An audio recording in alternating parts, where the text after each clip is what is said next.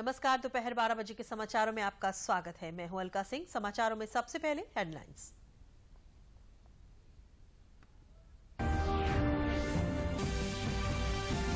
प्रधानमंत्री नरेंद्र मोदी यूरोप के दौरे के बाद स्वदेश पहुंचे। फ्रांस में प्रवासी भारतीयों ने प्रधानमंत्री का किया जबरदस्त स्वागत।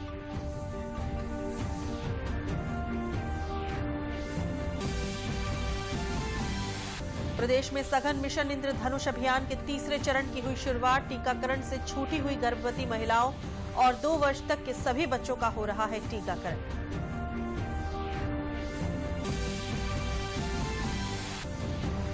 आजमगढ़ में निराश्रित गोवंशों के गोबर से स्वयं सहायता समूह को मिल रहा है रोजगार। गोबर से बनी दीयों की मंदिरों में हो रही है जबरदस्त मांग।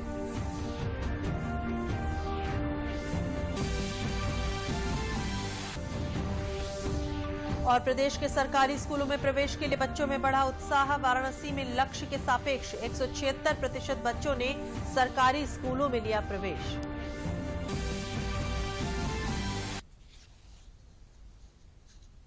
प्रधानमंत्री नरेंद्र मोदी अपना फ्रांस दौरा संपन्न करके स्वदेश वापस पहुंच गए हैं। इसके साथ ही उनकी 3 दिनों की यूरोपीय देशों की यात्रा भी पूरी हो गई। प्रधानमंत्री का नई दिल्ली पहुंचने पर पालम हवाई अड्डे पर वरिष्ठ अधिकारियों ने स्वागत किया।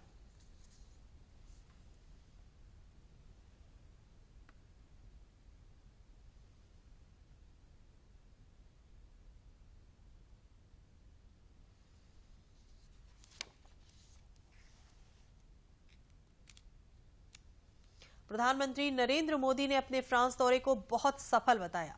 उन्होंने ट्वीट किया कि फ्रांस यात्रा संक्षिप्त लेकिन बहुत फलदायक रही। राष्ट्रपति मैक्रो और मैंने विभिन्न विषयों पर चर्चा की। मैं गर्मजोशी भरी मेजबानी के लिए राष्ट्रपति मैक्रो और फ्रांस सरकार का आभारी हूं। प्रधानमंत्री नरेंद्र मोदी पेरिस में जब होटल प्लाजा एथनी पहुंचे तो प्रवासी भारतीय लोगों ने उनका भव्य स्वागत किया। हाथों में तिरंगा लिए भारतीय समुदाय के लोगों ने मोदी मोदी के नारे भी लगाए। प्रधानमंत्री मोदी ने अगवानी कर रहे लोगों के प्रति आभार व्यक्त किया और इनके साथ संवाद भी किया।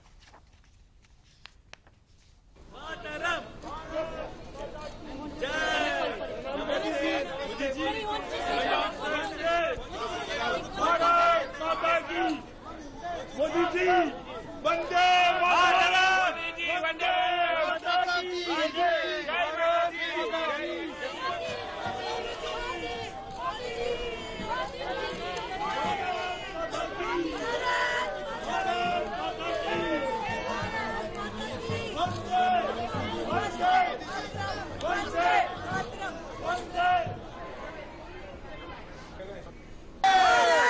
प्रधानमंत्री नरेंद्र मोदी ने बुधवार को डेनमार्क में दूसरे भारत नार्डिक शिखर सम्मेलन में भाग लिया। सम्मेलन में कोविड के बाद बहुपक्षीय सहयोग, ब्लू इकोनॉमी और नवाचार पर फोकस रहा। तो स्वच्छ और हरित ऊर्जा, नार्डिक देशों में कौशल क्षमताओं को भारत की संभावनाओं से जोड़ने पर भी बात हुई। प्रधानमंत्री नरेंद्र मोदी ने डेनमार्क में दूसरे भारत नॉर्डिक शिखर सम्मेलन में हिस्सा लिया। सम्मेलन कोरोना के बाद आर्थिक रिकवरी, जलवायु परिवर्तन, नवीकरणीय और क्षेत्रीय व अंतर्राष्ट्रीय सुरक्षा परिदृश्य पर केंद्रित रहा। The discussions during the Nordic summit are being held basically in 3 clusters. One relating to multilateral cooperation in the context of COVID aftermath. 2, the climate and sustainable development and blue economy. And 3, the innovation segment. प्रधानमंत्री नरेंद्र मोदी ने भारत के विकास और आर्थिक विकास की यात्रा के पिछले 75 वर्षों में एक विश्वसनीय भागीदार के रूप में नॉर्डिक देशों की सराहना की। नॉर्डिक देशों और भारत ने लोकतंत्र और नियम आधारित व्यवस्था के मूल्यों को साझा करने के साथ ही विभिन्न वैश्विक मामलों पर दृष्टिकोण को भी साझा किया। इसमें व्यापक सहकारी भागीदारी के क्षेत्रों पर ध्यान केंद्रित किया गया है, जिसमें शहरी नवीनीकरण, नदियों की सफाई, नवीकरणीय ऊर्जा, कौशल विकास प्रमुख हैं। पीएम ने इस बात पर भी प्रकाश डाला कि कैसे भारत ने टीकाकरण की प्रभावी पहुंच और निगरानी के लिए आईटी प्लेटफॉर्म का उपयोग किया और कैसे ये ओपन सोर्स के आधार पर उपलब्ध होने के साथ ही विश्व की भलाई के काम आया। पीएम ने कहा कि भारत ने 100 से ज्यादा देशों को टीके उपलब्ध कराए हैं और उनकी क्षमता निर्माण में भागीदारी की है। पीएम ने इस बात पर भी जोर दिया कि विश्व स्तर पर टीकों के उत्पादन के लिए अस्थायी ट्रिप्स छूट की आवश्यकता के साथ ही जरूरतमंद देशों को टीके की उपलब्धता सुनिश्चित कराने की आवश्यकता है। Prime Minister also said that there is a need for temporary TRIPS waiver for vaccine production globally with a view to ensure its availability, vaccines availability to the needy countries. Prime Minister closed this segment by saying that there is a need for human-centric multilateral order which is designed to respond to the current global realities. सतत विकास और नीली अर्थव्यवस्था पर बात करते हुए प्रधानमंत्री मोदी ने भारत की नीतियों में शामिल स्थायी, स्वच्छ और हरित विकास की प्रतिबद्धता को भी रेखांकित किया। प्रधानमंत्री ने CDRI और नॉर्डिक देशों के साथ सौर गठबंधन के साथ साझेदारी को मजबूत करने की आवश्यकता पर भी प्रकाश डाला है। Prime Minister particularly emphasized the need to encourage people to change their lifestyles and promote what he has often and publicly called lifestyle for environment. प्रधानमंत्री ने भारत और नॉर्डिक देशों के बीच ब्लू इकोनॉमी भागीदारी के एक नेटवर्क की संरचना का आह्वान किया। नवोन्मेष के सत्र में स्वास्थ्य सेवा, डिजिटल इनोवेशन सहित digital goods and infrastructure, service innovation और टेक पार्टनरशिप पर फोकस रहा।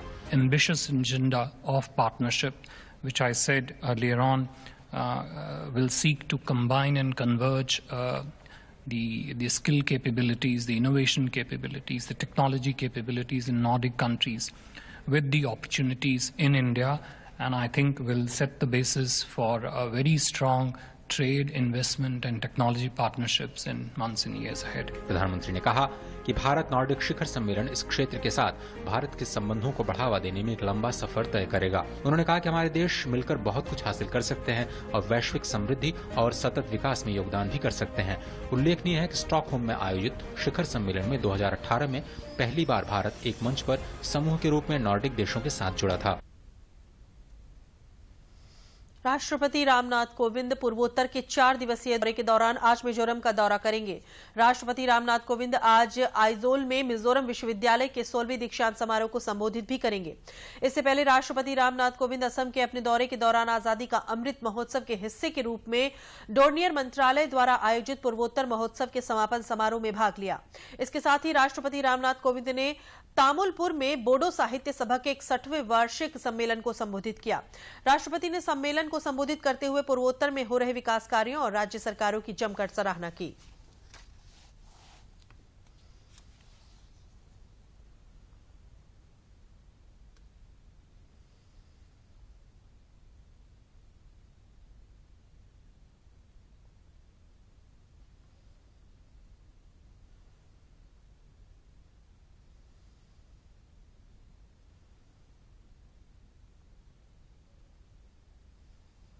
मुख्यमंत्री योगी आदित्यनाथ ने उत्तराखंड के दौरे पर पौड़ी गढ़वाल के ग्राम जामली पोखरी में योग, आयुर्वेद और प्राकृतिक चिकित्सा के समन्वित चिकित्सा केंद्र का उद्घाटन किया।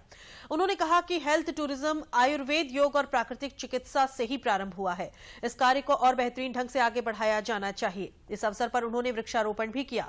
मुख्यमंत्री ने कहा कि प्रधानमंत्री के हेल्थ एंड वेलनेस सेंटर के सपने और हर घर नल योजना के दृष्टिगत पोखरी में उल्लेखनीय कार्य हुआ है। पोखरी में पहाड़ी की चोटी पर 2 किलोमीटर पर पानी पहुंचाना सबसे बड़ी बात है। पहाड़ी क्षेत्रों में खेतों को बंजर न रखकर उनकी नियमित जुताई करने से पानी पहाड़ों के अंदर जाएगा और वनस्पतियों को भी विकसित होने का अवसर मिलेगा। कार्यक्रम में स्वामी बाबा रामदेव और परमार्थ निकेतन के स्वामी चिदानंद सरस्वती सहित अन्य गणमान्य व्यक्ति भी मौजूद थे। जल संरक्षण के लिए भी एक विशेष अभियान को आगे बढ़ाने की आवश्यकता है और जल संरक्षण के लिए वृक्षारोपण, चेक डैम बनाना, रेन वाटर हार्वेस्टिंग की बेहतरीन व्यवस्था, देसी व्यवस्था को लागू करना। इन पहाड़ी क्षेत्रों में खेतों को बंजर न रख करके जुताई करके जिससे पानी पहाड़ के अंदर जाए और फिर वह वनस्पतियों को वहां से आगे बढ़ने का अवसर दें और ये वनस्पतियां फिर हरा भरा करके पानी को अपने ऊपर सोख करके आवश्यकता के अनुरूप फिर उसका विसर्जन भी करें। ये प्रक्रिया अपने आप में एक इकोसिस्टम बनता है और जब ये चलेगा तो ये पूरा क्षेत्र न केवल मानवीय सृष्टि के लिए बल्कि तमाम जीव जंतुओं के लिए भी एक बेहतरीन शरण स्थली बनेगा। प्रदेश के मंत्री सुरेश खन्ना 3 सदस्यीय मंडलीय टीम के साथ स्थलीय निरीक्षण के लिए रायबरेली पहुंचे। उन्होंने कप्तान कापुरवा में साफ सफाई का स्थलीय निरीक्षण किया। कैबिनेट मंत्री ने गेहूं क्रय केंद्र, बस स्टैंड, प्रभु टाउन, जिला अस्पताल और गौशाला का भी निरीक्षण किया। बाद में मंत्री सुरेश खन्ना ने बचत भवन में जिले के अधिकारियों के साथ समीक्षा बैठक में विकास कार्यों की जानकारी ली और दिशा निर्देश दिए। उन्होंने कहा कि जनता का हित सर्वोपरि है और इसी को ध्यान में रखते हुए विकास कार्य किए जाएं।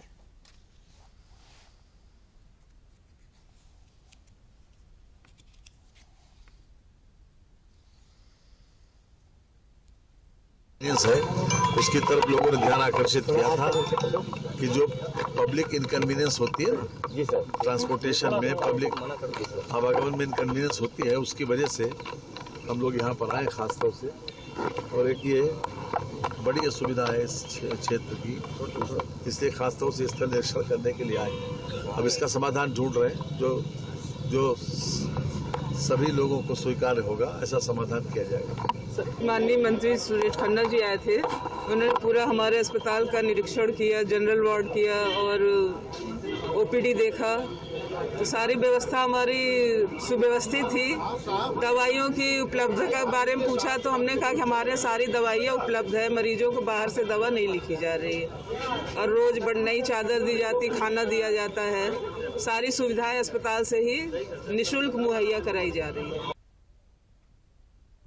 प्रदेश भर में सघन मिशन इंद्रधनुष अभियान के तीसरे चरण की शुरुआत हो गई है। फतेहपुर में मिशन इंद्रधनुष का तीसरा चरण विशेष रूप से नियमित टीकाकरण से छूटी हुई गर्भवती महिलाओं और 2 वर्ष तक के सभी बच्चों का टीकाकरण करके उनके स्वास्थ्य में गुणात्मक सुधार करने के उद्देश्य से संचालित किया जा रहा है। मिशन इंद्रधनुष कार्यक्रम के तहत कुपोषित और अति कुपोषित बच्चों का आशा और एएनएम के द्वारा सर्वे करवाकर उनका भी विशेष ध्यान रखा जा रहा है।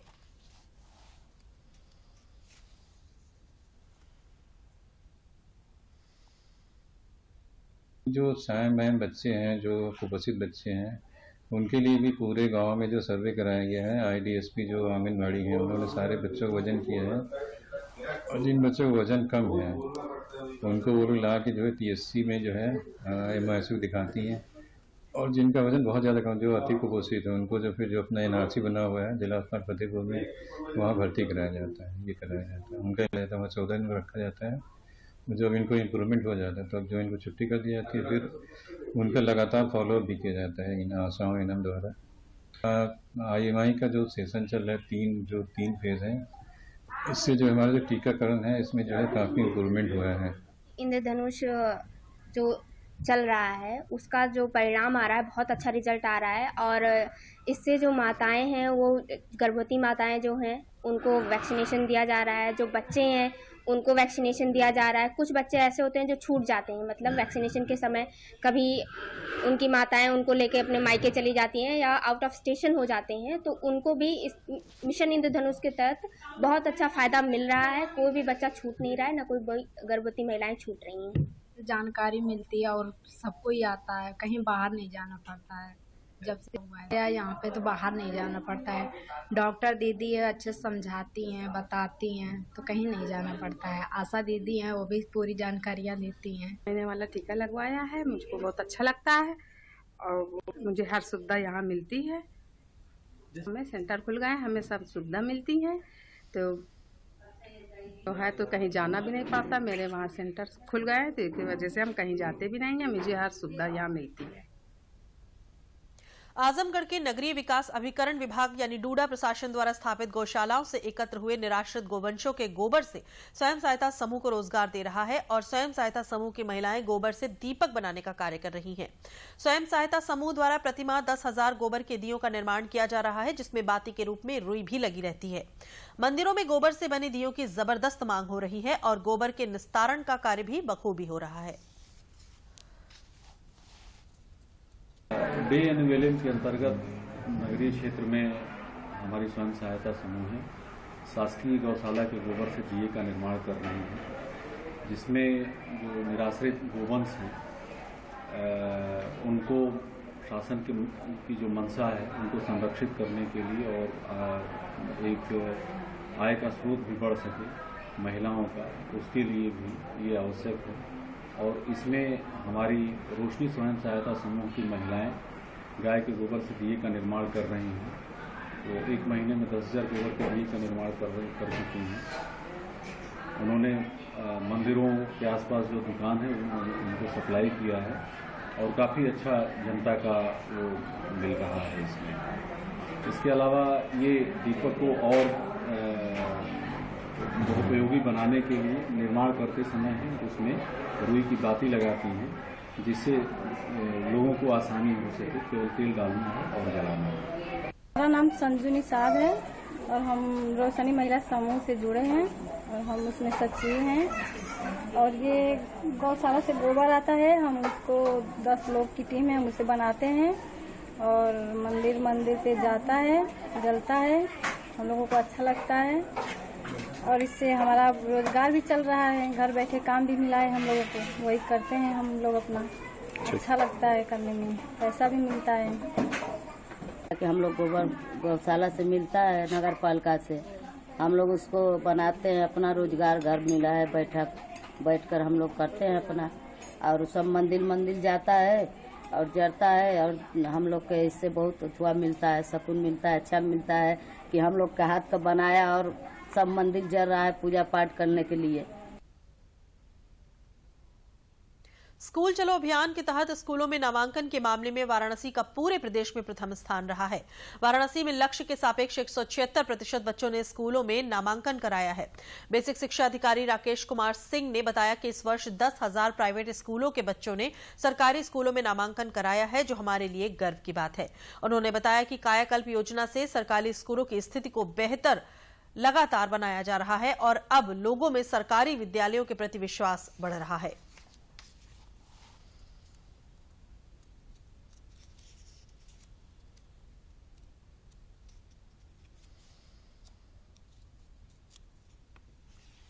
देखिए, माननीय मुख्यमंत्री जी द्वारा स्कूल चलो अभियान की शुरुआत 4 अप्रैल को श्रावस्ती में की गई और उसके बाद विभाग ने प्रत्येक जिले का एक टारगेट निश्चित किया कि नामांकन में इस जिले का ये लक्ष्य होगा। वाराणसी जनपद को उत्तर प्रदेश शासन ने 43,000 नवीन नामांकन का लक्ष्य रखा था, जिसके सापेक्ष हमारे जनपद ने कुल 76,000 नवीन नामांकन किया, जो कि प्रतिशत के हिसाब से 176% होता है और 176% के साथ वाराणसी जनपद उत्तर प्रदेश में पहला जनपद बना, पहला स्थान लाया। इसके लिए हम सभी ने बहुत अच्छी कार्य योजना बनाई थी। एक शिक्षकों का लक्ष्य निर्धारित था, एक ब्लॉक का लक्ष्य निर्धारित था और प्रातः 7 बजे से लेकर 10 बजे तक चाहे नामांकन का काम हो, चाहे उसको प्रेरणा पोर्टल पर फीडिंग का काम हो, पूरी कार्य योजना और पूरी रणनीति के साथ हम लोगों ने काम किया। इस तरह से वाराणसी जनपद पूरे उत्तर प्रदेश में पहले स्थान पर आया। ये मेरा भाई है छोटा और ये इस स्कूल में पढ़ता है। पहले ये कहाँ पढ़ता था? पहले ये माँ दुर्गा एजुकेट स्कूल में पढ़ता था बौलिया पे और अब यहाँ पे पढ़ता है। यहाँ पे अच्छी सुविधा होने के कारण यहाँ मैंने एडमिशन करवाया है। वहाँ पे दूर पढ़ता था, यहाँ पे जो है कि पास में है और यहाँ अच्छी सुविधा है, इसलिए मैंने एडमिशन करवाया। प्राइवेट में पढ़ाते थे पहले, अपना बताया।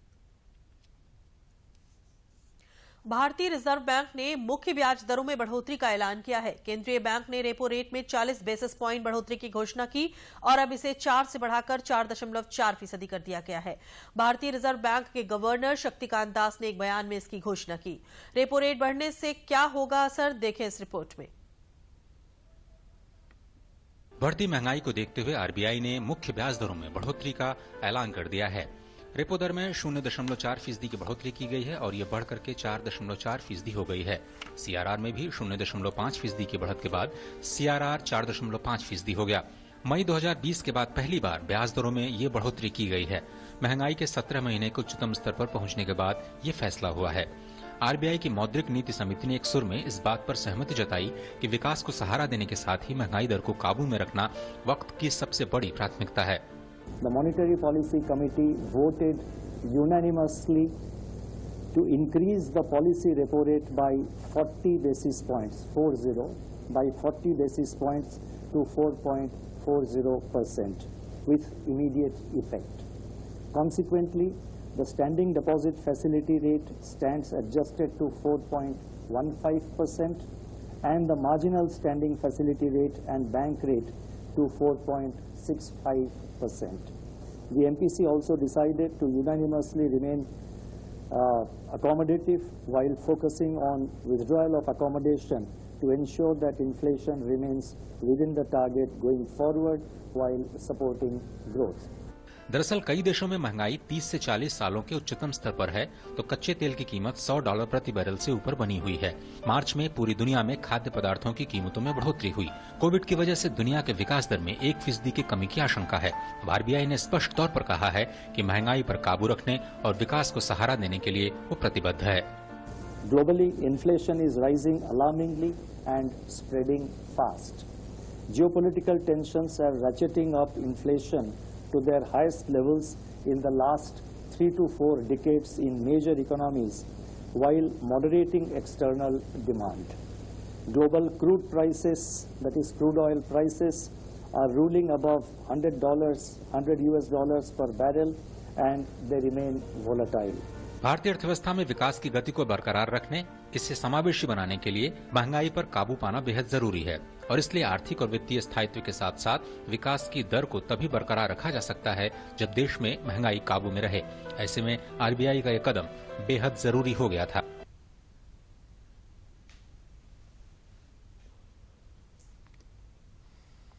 राजधानी लखनऊ सहित प्रदेश के कई स्थानों पर धूल भरी आंधी और बारिश के चलते लोगों को भीषण गर्मी और लू से राहत मिली है। मौसम विभाग ने बताया कि पश्चिमी विक्षोभ के कारण देश के उत्तर पश्चिमी हिस्से में दबाव का क्षेत्र बना है, जिसके कारण ये बदलाव आया है। लखनऊ में मोहनलालगंज और मलिहाबाद क्षेत्रों में धूल भरी आंधी का असर दिखाई दिया। वहीं शहरी इलाकों में हल्की फुहार पड़ने से मौसम खुशगवार हो गया। अधिकतम तापमान 38.2 डिग्री रहा, जबकि न्यूनतम तापमान 26.4 डिग्री दर्ज किया गया। तेज आंधी के कारण कई इलाकों में बिजली सप्लाई बंद कर दी गई थी। सूचना एवं प्रसारण मंत्री अनुराग सिंह ठाकुर ने कांस फिल्म फेस्टिवल के विषय में जानकारी देते हुए कहा कि इस साल होने वाले कांस फिल्म फेस्टिवल में भारत आधिकारिक कंट्री ऑफ ऑनर के तौर पर हिस्सा लेगा। उन्होंने बताया कि यह फेस्टिवल इस साल 17 मई से 28 मई तक आयोजित किया जाएगा। पहली बार ऐसा हो रहा है जब फेस्टिवल में ऑनर ऑफ कंट्री किया जा रहा है। इस साल से शुरू हुई इस नई परंपरा को भविष्य में होने वाले इस फिल्म फेस्टिवल के संस्करणों में भी जारी रखा जाएगा। इस मौके पर आर माधवन की film Rocketry the world premiere होगा। उन्होंने बताया कि फेस्टिवल भारत को कंटेंट हब बनाना होगा।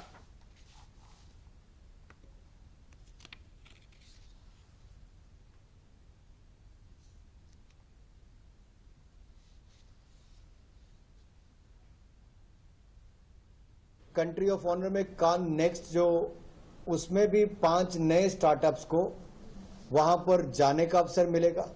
10 प्रोफेशनल्स वहां पर जा सकते हैं और वहां पर अपने ऑडियो विजुअल इंडस्ट्री को अपना काम भी दिखा सकते हैं, नेटवर्क कर सकते हैं, सीख सकते हैं। ये अवसर भी वहां मिलने वाला है। मैजेस्टिक बीच पर जो ओपनिंग नाइट होगी वहां पर भारत की फिल्म, संस्कृति, संगीत, इसको लेकर उस पर प्रकाश डाला जाएगा, वहां दिखाने का उसको अवसर मिलेगा। भारत की कोई ऐसी पिक्चर जिसका वर्ल्ड प्रीमियर करना हो, ये भी अवसर हमारे पास आया है और इसके लिए आर माधवन जी की रॉकेटरी पिक्चर को चुना गया, जिसका world premiere Cannes film festival में होगा। आजादी के सफर के आज के एपिसोड में भारत के पूर्व राष्ट्रपति ज्ञानी जैल सिंह को याद कर रहे हैं, जिन्होंने अपने गृह राज्य फरीदकोट में महाराजा के शासन का विरोध किया था और इसके लिए कई बार जेल भी गए। साथ ही हम स्वतंत्रता सेनानी नेपाल मुखर्जी चटगांव, रेवोल्यूशनरी पार्टी के सदस्य मनोरंजन सेन और शहीद शादी खान को भी याद कर रहे हैं।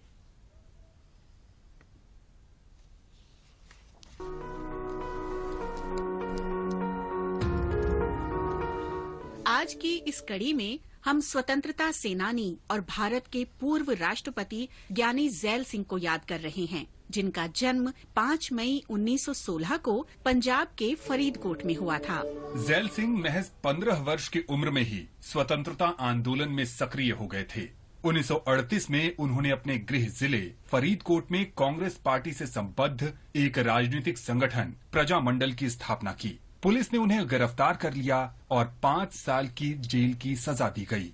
सिख धर्म ग्रंथों की उनकी विद्वतापूर्ण महारत के लिए उन्हें ज्ञानी कहा जाता था। फरीदकोट के महाराजा के शासन का विरोध करने के लिए कई बार जेल जाने के बाद उन्होंने अपना पहला नाम जर्नैल से बदलकर ज़ैल कर लिया था। 1947 में उन्हें नवगठित पटियाला और पूर्वी पंजाब राज्य संघ का राजस्व मंत्री बनाया गया था। बाद में ज्ञानी ज़ैल सिंह 1956 से 1962 तक राज्यसभा के सदस्य रहे। वे 1972 में पंजाब के मुख्यमंत्री बने। 1980 में वे लोकसभा के लिए चुने गए और गृह मंत्री के रूप में कार्यभार संभाला। 1982 में उन्हें सर्वसम्मति से राष्ट्रपति बनाया गया और वे इस पद को संभालने वाले पहले सिख थे। 25 दिसंबर 1994 को चंडीगढ़ में ज्ञानी ज़ैल सिंह का निधन हो गया।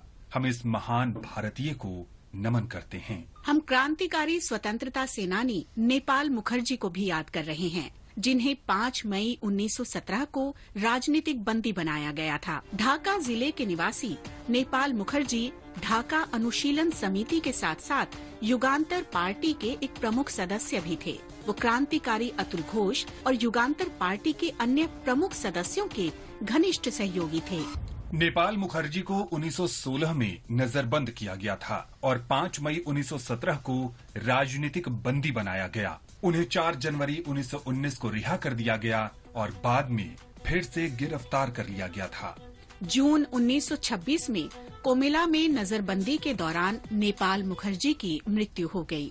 हम चटगांव रिवोल्यूशनरी पार्टी के सदस्य मनोरंजन सेन को भी याद करते हैं, जो 5 मई 1930 को ब्रिटिश सेना द्वारा मारे गए थे। मनोरंजन सेन ने 18 अप्रैल 1930 को चटगांव शस्त्रागार छापेमारी और 22 अप्रैल 1930 को जलालाबाद पहाड़ी पर ब्रिटिश सैनिकों के खिलाफ लड़ाई में भी हिस्सा लिया था। 5 मई 1930 को चटगांव में यूरोपीय आवासीय क्षेत्र पर छापा मारने की योजना में ये शामिल रहे।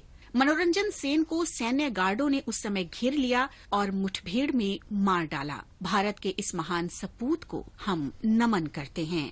हम शहीद शादी खान को भी याद करते हैं, जिन्होंने 1857 में भारतीय स्वतंत्रता के पहले युद्ध में भाग लिया और विभिन्न अवसरों पर अंग्रेजों से लड़ाई लड़ी। उन्होंने स्वतंत्रता सेनानियों के एक समूह का नेतृत्व किया और दिल्ली की ओर कूच किया। रास्ते में ब्रिटिश सैनिकों ने एक झड़प के दौरान शादी खान को पकड़ लिया और अंग्रेजों के खिलाफ राजद्रोह का आरोप लगाया। उन्हें अप्रैल 1858 में कालापानी की कठोर सजा सुनाई गई। 5 मई 1859 को अंडमान द्वीप समूह में ही उनकी मृत्यु हो गई।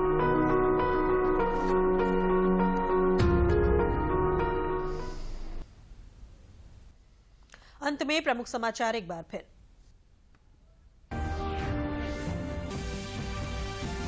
प्रधानमंत्री नरेंद्र मोदी यूरोप के दौरे के बाद स्वदेश पहुंचे। फ्रांस में प्रवासी भारतीयों ने प्रधानमंत्री का किया जबरदस्त स्वागत।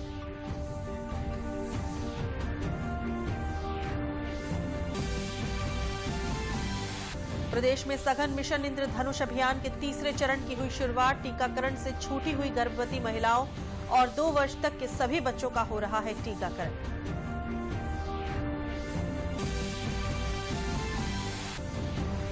आजमगढ़ में निराश्रित गोवंशों के गोबर से स्वयं सहायता समूह को मिल रहा है रोजगार। गोबर से बनी दीयों की मंदिरों में हो रही है जबरदस्त मांग।